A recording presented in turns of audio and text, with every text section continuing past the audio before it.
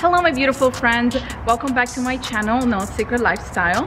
Today we're releasing the second episode of No Secret Lifestyle to Entrepreneurship, and I'm really excited because I have someone that has become not only a friend but someone that I actually admire and I respect, and I'm really excited to talk about something that most of you probably wonder if it's useful, if it's needed, if there's a specific way that has to be done, and that's a business plan. So I'm here to talk with my friend Erik Maltais, and he's gonna tell us a little bit about what he thinks about a business plan, what are investors or financial institutions looking for, or anybody else that you're presenting this plan to. So I hope you enjoyed this video. Hello everybody, thank you. Hi Thank you Erik, thank you Hi. so much. I'm very honored to have you. Like I said, you're not only a friend, but someone that I actually admire too. I admire and I inspire to be, as far as like dedication that you have for your businesses and for anything that you do in life. So you're kind of like a big brother, and you have a lot of experience, that I know for sure. And I'm sure you had to write some type of business plan or have a plan for the businesses that you have ran. I thought you would be a good person to help us just figure out what's really needed and what's useful when it comes to creating a business plan or just a plan in general. Okay, yeah. This is a very interesting one too, because it's usually like your first piece of advice someone tells you. So when you want to do something, you want to create a business, you have an idea or a concept that everyone says, well, sit down and spend a long time and write a business plan and financials and everything. And I'm here to tell you, do not do that. That's the worst advice you'll ever get. There are some plans, which I can tell you about a little bit later when we get to that point, called the Lean Canvas, which is essentially a one-page business plan. But first I'll talk about a few of the reasons why it's bad advice to write a business plan. For one, businesses start out and ideas start out. Most ideas are not good and they're not going to work. And the time that you invest in that business plan, you could be investing in finding product market fit and testing to see if your hypothesis is right, doing surveys of people that are potential customers for this and seeing what they think, getting feedback on it, creating a prototype, taking action. In reality, success in business comes from taking action, right? And then the whole concept about financial institutions or investors, no one will invest in an idea. It's very hard even to be invested in a business that has some type of a success to it, because in reality, investment is usually based on two things, right? One or the other. Either you have legitimate intellectual property that you filed for patents and some type of protection, so that the investor can invest his money knowing that he's protected somehow, or you have another form of intellectual property, which is an audience. You created a product, a software, a service, and you have X number of people that are either fans, followers, or customers that are on a regular basis buying your product, and you can prove that. That right there is a security. It's almost sometimes better than intellectual property because it's much harder to rip off. None of those come from a business plan. They come from taking action. Okay, so pretty much my understanding is that taking action, like showing numbers, showing what's happening, basically doing also your research through testing and surveying potential customers to even have an idea of the idea you have could even be implemented and be successful. Yeah, exactly. It's very important. It's difficult because there's like there's some concept of having conviction and believing in something and then just going for it, not giving up. But then there's also like have a big vision but connect yourself to reality. And so it's finding that balance in between and knowing when to give up on something that you shouldn't go forward with, and then when to stick into something that it seems like you shouldn't go forward with, right? Because they both seem to be about the same situation and the same conversation in your head, because they're all sentences we have in our head. And it's like we find that there's two types of people, right? And there's the people who in their head think about if I can't do this because. And then that can be ... That can be many different reasons why things are not going to work, right? Or then there's another person who says, if this happens, what do I do? Right? So it's a big change. So it's like the same. You're still aware of all the things that could potentially go wrong, but you're just thinking about them in a different way. Like, so what if this happens? Then what do I do? What if this happens? And so you just have to you still go through those scenarios, just in a different context, right? And so it's really important to do that through testing, and there's many ways. It really depends on what your product is, right? You should get out whatever basic. First, you have to find out, it's usually a service or a physical product, one of the two, right? And you should be able to, and you got to focus on creating that, right? And then from there, you should try to bring it to market, see if there's anyone who has a need for it, give it away. Another big aspect that I think people have a problem with too is that when people focus on creating a business plan and thinking they're going to figure out how they can make it a scalable business, meaning like, for instance, I'm going to do this service for you and it's going to cost me about $50, but I'm going to sell it for $100. Well, the problem with that is that most good products or good services are not scalable in the beginning. So it's okay to spend $100 in order to sell something for something you can sell for $50, right? Taking a loss, which is people can't fathom that, like especially in the beginning, right? And then knowing that as you build out this audience, you focus on the person that's receiving your service or product, and they have the best product possible. Then from there, you can work your way backwards on how to make that scalable, right? That's how the best products are made. Okay, right? so basically, whenever we're showing these numbers, they're probably not exact because until you probably what I'm saying is they're fake numbers. Sorry. Mm-hmm. Oh yes, no, but okay. So in this case, then that wouldn't even be useful to put those numbers in, just because what you're projecting may not be necessarily what's going to be down the long road. Yeah, it's not even real. You're going to spend all this. Sometimes you could spend 6 months writing a business plan. As a matter of fact, I'll give you a perfect example. Before we raised money, so we've taken in $1 million and we have $3.5 million in subscription in my current software company. And before we took in a penny, we sat down with someone and he was like, his advice. It was difficult because he was like institutional lending and he was like close friends of. So we have a person who was involved early stage. He has 2 points in our company, and his name's Lou Maggio, a very important person in Tampa. He knows a lot of people in the community, and he connected us with an investor who was his roommate in college. So very close, right? And this guy was like an institutional funding type of guy, really talented. And we met with him. His advice to me was, okay, guys, I think you got something here, but this is what you should do. You should take the next 6 months, sit down, and build a business plan. If I would have done that, I would have failed already, right? Instead, I listened to my intuition and knew that I was taking action, right? So it's like there are some people still that believe that old methodology, right? But they're usually like older, probably going to be regional, like Tampa area, where they're not as sophisticated as investors. But if you go to San Francisco with a business plan that looks like you spent 6 months on it, most likely they won't give you any money on purpose because they'll be like, this person does not know how to efficiently use their time. Right. Because you will use that time to actually, like you said, do things such as like research or surveying or just anything else, taking action, showing real numbers, showing what's really going on, and not just writing something that you may not have even implemented. Yeah, and then also that so many things are going to change. It's based off of an idea, right? That an idea that you don't even know, you haven't tested anything, you have no clue, and you've spent all this time in thought process and figuring out how you're going to bring it to market, how you're going to do this, and try doing financials on something that's like not even realistic, right?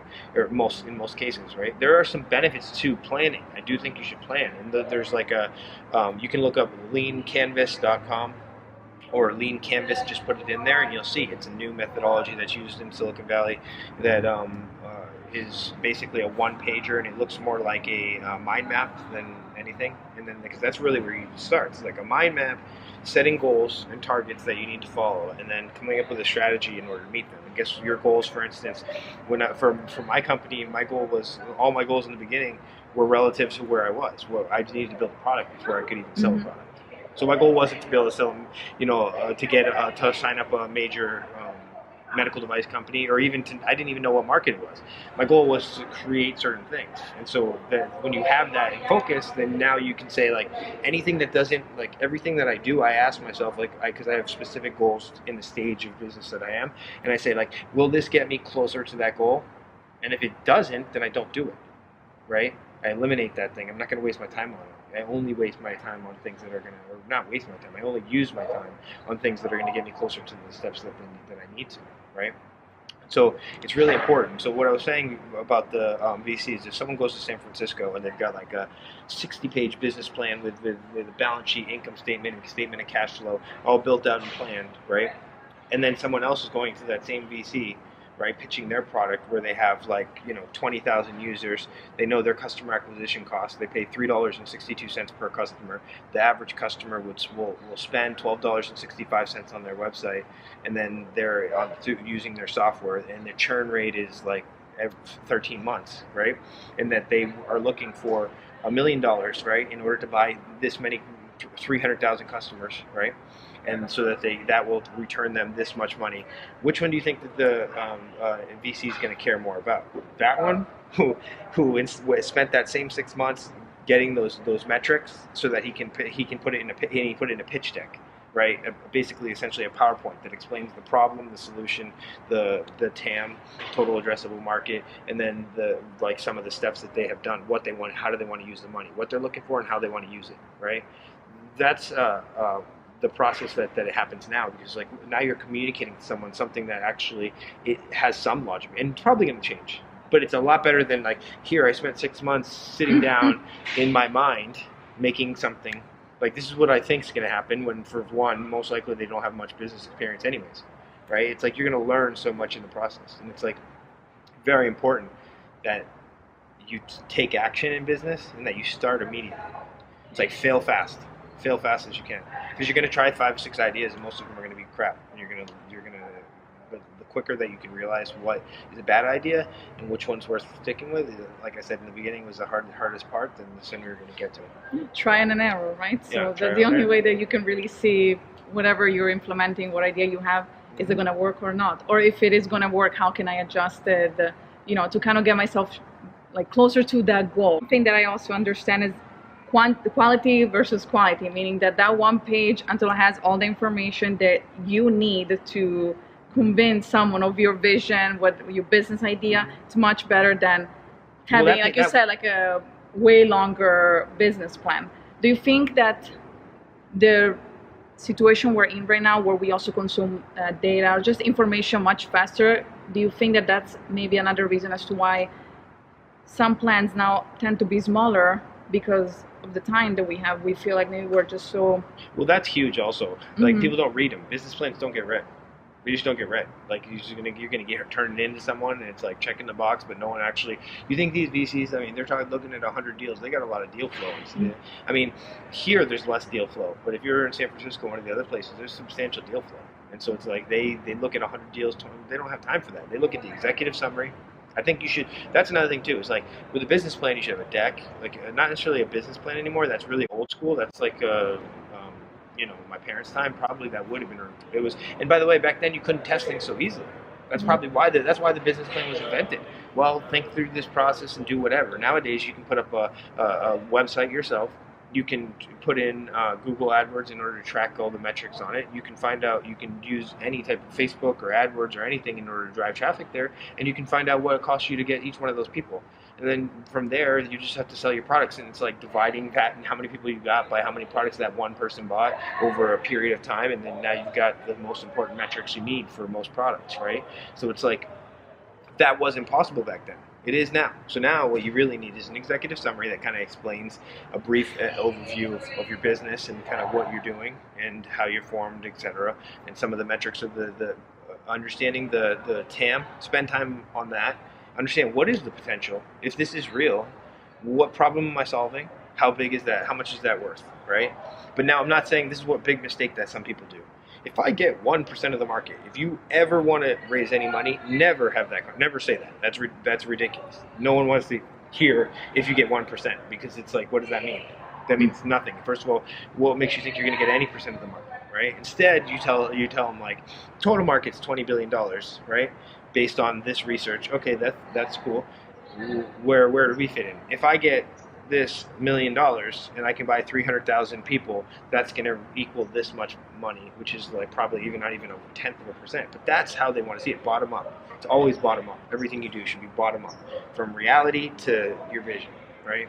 Never from the clouds to like... Basically never assume or just give numbers that haven't been met yet. Yeah, I mean, you're going to have assumptions, all assumptions, but make sure that it's always bottom up the way that you do it. Like I've seen so many people. I've had a guy recently that was a good friend of mine came up to me. He's like, "Hey, I need to try to build an app, and then I need $5 million to build my app and $50 million for marketing." And I'm like, first of all, what kind of app are you building? That's like you should be $5 million. That's ridiculous. And $50 million for marketing. You want to like? And so he was my buddy. So I sat down with him. I looked at his numbers, and he's like, "But you don't know. Like, wait till you see the financials. They're billions." And I'm like, this is the type of thing that gets you laughed out of the out of the room. Like, why would someone waste someone's time? Is that if you're going to show, first of all, no company makes billions of dollars in the first couple of years, right? So don't ever try to like have realistic numbers. They're not expecting you to have some unrealistic, and you should show like, well, this is how much money I'm going to get. What is that going to convert into, right? As far as how many customers can I buy with that money, right? Or like, well, how am I going to? You start with how you're going to use the money, right? It's like it's going to be 20% is going to go to hiring people, talented people, building a culture. And it's like, these are the things that you need to focus on, and then know from there, well, these are for buying customers. Well, how many customers will that get me? And then how much am I going to make per customer? And then there you go. Well, that's the potential, right? Not billions, whatever that number is. It's probably going to be small because you need to be able to justify a valuation to raise, right? At our first valuation, we raised like a fourth of what we're raising now, right? We that's just the way that works, right? We couldn't justify the valuation we can justify today. And it was because we have those new metrics. And guess what? In a year and a half from now, I'll be in San Francisco meeting with the same, I go every month or two to San Francisco to meet with the same venture capitalist, and I'll be raising at 5 times the money that I'm raising, the valuation that I'm raising today. Because now realistically, that's what you can actually do. Because so I built out a culture. Exactly. It's going to change, and you, like you said, it's one goal leads to another, which is like the bigger vision that you have for your business. It all comes down to one thing. It's all about a narrative. It's all about the story. It's not about the business plan. It's not about the decks and all that type of stuff are important, right? There's a lot of like materials that you do need to have because it's a proof. It shows something and people want to see something. But when it comes down to bottom line, it's the narrative. Everything is a story. What's the story that you're telling? And does that story make sense to them? Does that story communicate to them that you have the business acumen to get the things done that you say you're going to do? What does that communicate about the level of risk that you've pulled out of your business? Because that's what it's all about. The more risk that you pull out of your business, right? So you still, like, I give you a perfect example. First conversation with an investor. Have this great idea, right? I want to do this thing, blah, blah. I think that I'm going to be able to sell it. It's going to be great, blah, blah. I've been really wanting to do it. I'm committed to doing this. I want to raise $100,000 so that I can focus on this full time, right? You get rejected by everyone, right? But so then you start the next conversation, right? Hey, so I went and I built this product. This is just my prototype, but I've gone around. I've got these 5 people that are willing to buy this product, and I believe that I'm going to be able to find much more if I can get 100,000. Okay, maybe someone says yes then or not, but then they'll say they said no. Next time you come back and it's like, okay, I have this product, this prototype right here. I had 100 of them produced in China. I'm saying physical products because it's easy to understand. Mm-hmm. Software is the same thing, but it's just a service essentially, right? But so I got 100 of them produced, and so I sold 100 of them right away. My rotation cycle was 1 month to sell through my inventory, and I was able to sell to the same customer would buy 3 of them, right? So then, and I would buy those. Each customer cost me $5 in marketing costs, right? So then now you're telling I need 100,000 so that I can buy this many more widgets, right? So then maybe now you're starting to get to the phase where like, okay, you pulled some risk out. You just given me. So then maybe I'll invest that money. But if you invest that money, he's going to want he takes a bigger percentage because there's still a lot of risk. Because it's like, is that statistically significant? Is 100 units giving me enough data to know? But it does tell me a few things. It tells me that this guy takes action. They have understanding of how to acquire customers.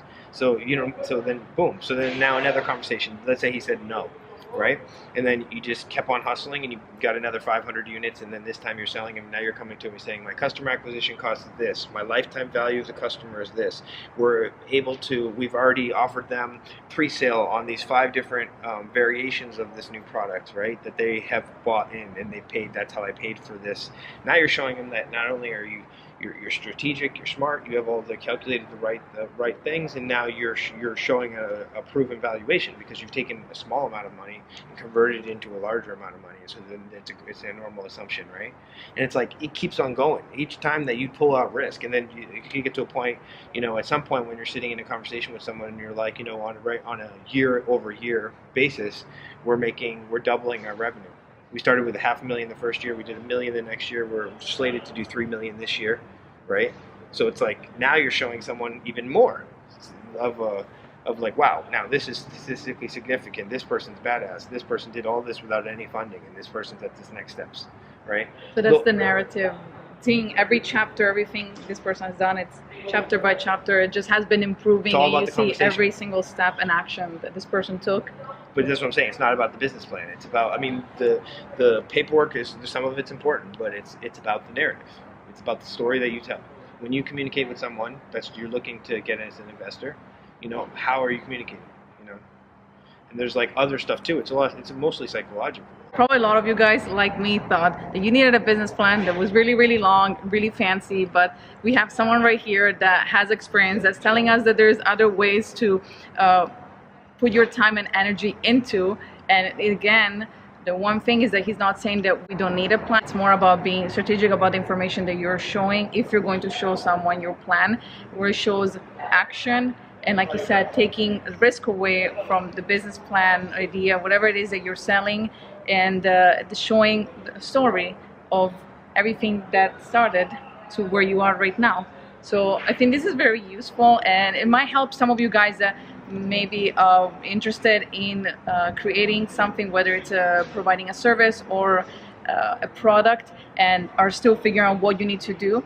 This might help you if you already have a business and you're thinking about creating a business plan, you don't know where to start. This could be a good alternative to scale down to something that is just a bit more realistic, concise, but it has all the information that you truly need to show what you have taken action on, what is your product or service all about. This is very good information. So definitely, I'm not a business owner, but I know to take this in consideration, because in the end, it's all about time. And these days, time is like the essence, right? Yeah, so in life. You have to people and time.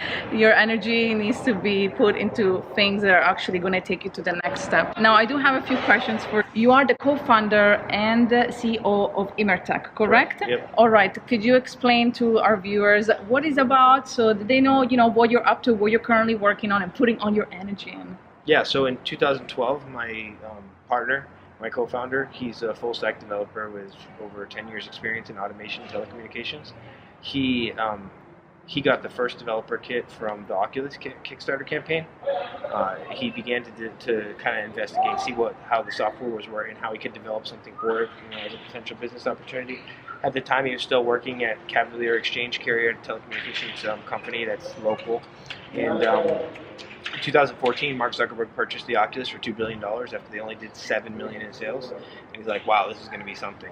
So we'd been friends, and we kind of looked into this, and we saw like, okay, let's do something together, but let's look at something that makes sense. Like, what can we find that's going to give us a unique advantage? Like, what's a vision we can have that's connected to reality? And so one of the things that we quickly realized is that virtual reality was going to be more than video games and personal experiences, right?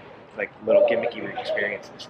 Is that similar to the way that the computers, internet, and cellular industries started by creating business value, right?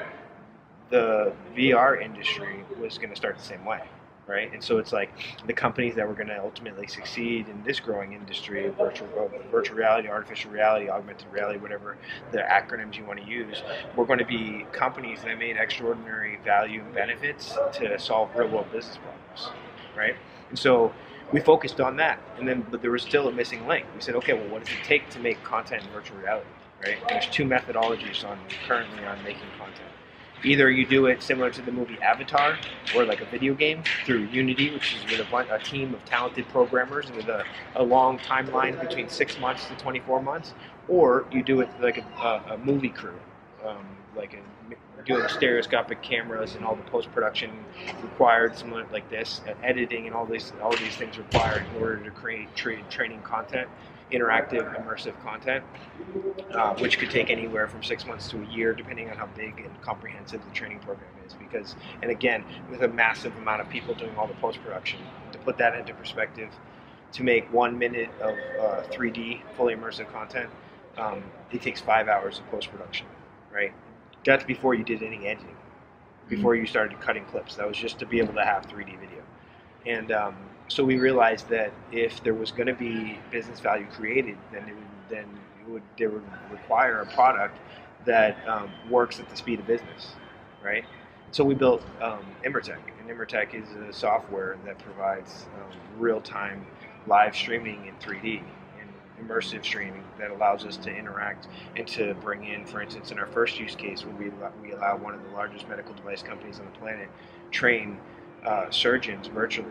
So essentially a doctor from Cleveland Clinic, Harvard, Johns Hopkins, these are some of the schools that we've trained surgeons from, put on a headset and remote in to another surgeon's operation and have access to the navigator, the CT scan, the endoscopy, all of it, and move them in anywhere in the rear they are. So for instance, if the doctor is working, right now ENT is our first use case, so ear, nose, and throat, on a specific medical device, the eustachian tube balloon dilation system. So if that surgeon is doing that, which requires the endoscope quite a bit, then a training physician can grab the feed from the left-hand side, bring it, and then move it there, zoom it in and zoom it out, so that they have a perfect view of the endoscopy and the physician's hands at the same time. They can be listening to the doctor telling them what they're doing, and they can ask questions in real time. Now put that into perspective. The old way that this large medical device company was doing was getting the doctors to give up 2 days of private practice, family time, and personal time to fly to this place, check into a hotel, to scrub into the surgery, which is in most cases 5 to 10 minutes, right? In order to see the surgery. And if they wanted to see what the surgeon was doing with his hands in the endoscope and then in the endoscopy, then they would have to switch, because the endoscopy was on a screen right here, and their surgeon's hands right there. But with virtual reality, we're able to allow them so that they can see them both, which are both very important, right? Now they could also have their entire teams trained. So the scrub nurse, the anesthesiologist, all these other people that are really important and involved in the successful outcomes of the surgery can all put on a headset and through our technology remote in, each one engaging with the content in a different way and having a unique experience. Well, this is very cool, actually. So basically this saves obviously a lot of time, it cuts down the cost. So they usually go with traveling or training employees, and also just the comfort level too. That you don't have the hassle of not having to go one place to another, because you can just be wherever you're at and just do the work from there. Yeah, so there's 3 major benefits that we provide, and this is just for this use case. We have others that we're going to be tackling after we close our Series Seed round, but the 3 major ones we do for medical devices is the obvious, right? And this is for both sides, for the physicians and the medical devices. The physicians don't have to travel and deal with the nuisance, like you said, and then the medical device companies don't have to pay the expensive travel expenses, right? But more importantly, the medical device companies previously had 3 or 4 year rollout periods because of how long it takes logistics-wise in order to get these people to come in. Well, now what it would take 3 years to train on a medical device that just got released for FDA could be done in a year or half a year with our technology. And then also is that their sales cycles were between 18 to 24 months, because if you're a physician, I can come to you and say, I have this great medical device. When can you give me 2 days of your time to come fly out for a 10-minute surgery? How long is it going to take you to convince you on that? It's a substantial ask, right? But now, with our technology, they're able to say, we have this amazing medical device, you have to try it, it's so cool. Can I send you a little box in the mail? In the little box, you pull out a headset, put it on, you'll remote in, you'll learn in real time. That sounds like a much better idea. Much easier commitment, yes, right? Of course. For one, it's a cool little toy that you get to send in the mail, but more importantly, it's you're bringing easy it to them. Yes, yeah, so you're bringing it to them. You're bringing it up, and then they can see it many times. If they feel comfortable in the traditional method, is you only go once. What if you're not comfortable with doing that from one experience, right? 1 10-minute experience. Now you can go regularly. Oh, you know what? I want to check on another use of this technology, or I want to see, and so they can periodically check in. So it allows them to truly like test it out without a specific limit and truly understand how it works and see what they're comfortable in, what they're not comfortable with, maybe things that they think you guys could improve on, right? Because as a business that is going to continue developing, and you guys are probably, there's going to be even more that can be done with like this technology. Absolutely. So, yeah. I mean, just to put it a little, like one thing that was shocking for me is that the World Health Organization puts out reports all the time about understanding, like, identifying problems in healthcare industry. There's 5 billion people on this planet that don't have access to safe and affordable surgery. Why is that? Because we have a lack of, we need 2.5 million surgeons by 2030 in order to meet their World Health Organization goals to like tackle this problem, which is over double the amount of surgeons we have today. And why is it? It's because the way that surgeons have been trained hasn't changed in hundreds of years. In medieval time, it was the same way they trained, right? It was see one, do one. So it's like you see one and then you're able to do it. So they would have to travel in horse and buggy in order to get to it back then. And today we're now in 2019 and we're doing it the same exact way, right? Whereas with this technology that we have, we believe that similar to the way that Jeff Bezos said that everyone will be buying online, and people at the time, right now that sounds so normal because we all do it, but at the time people thought that was crazy.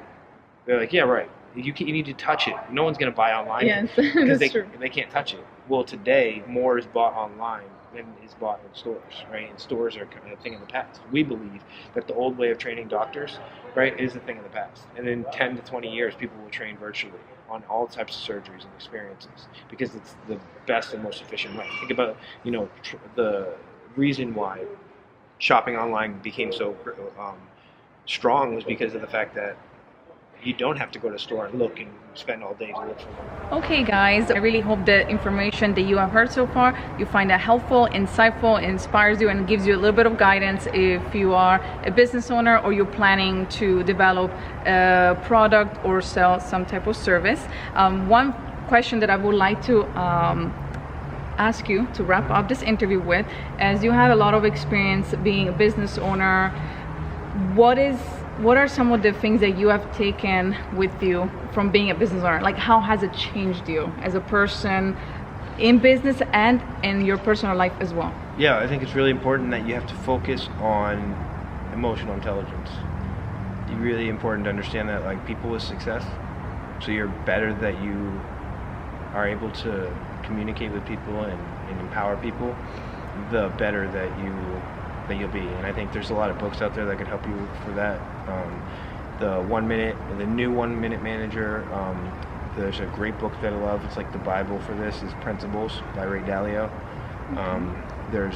It's just constantly focusing on yourself, because the journey is internal for sure, and it's understanding what it is when you're feeling something, or when you can't get yourself to do something that you should be doing, instead of just being